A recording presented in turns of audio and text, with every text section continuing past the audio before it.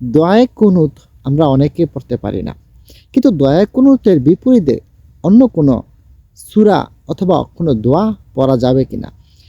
অনেক মা বোনরা এরকম প্রশ্ন করেন, যারা যারা দোয়ায়ে কুনুত মুখস্থ হয় নাই, কিন্তু এই কারণে নামাজটা কি ছেড়ে দেব? না, এই নামাজটাকে কিভাবে পড়ব? আজকে আমি ওই সমস্ত মা বোনদের জন্য আজকে আমি সঠিক প্রশ্নের উত্তরটা নিয়ে এসেছি।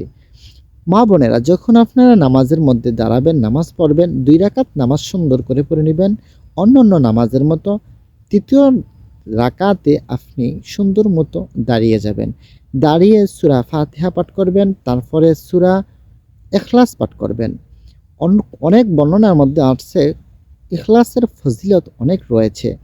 যেমন এই সূরাটাকে আল্লাহ তাআলা এত পছন্দ করেন যে মুআবিয়ার মৃত্যুর পর, মৃত্যুবরণ করার পরে আল্লাহ তাআলা অসংখ্য ৭০,০০০ ফেরেশতা জমিনের মধ্যে আসছেন শুধুমাত্র এই মুআবিয়ার জানাজার নামাজে। কারণ মুআবিয়া আল্লাহ তাআলার এই কোরআনের এই আয়াত, এই সূরাটাকে পছন্দ করতেন, তাই আল্লাহ তাআলা মুআবিয়াকে পছন্দ করতেন।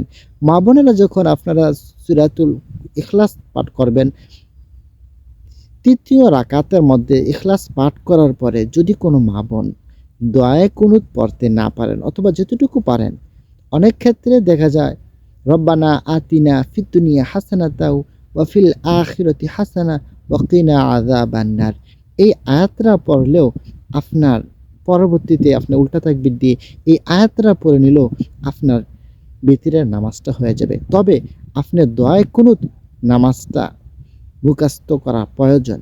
এজন্য দোয়ায়ে কুনুত ছাড়া আপনার নামাজটা সহি হবে না।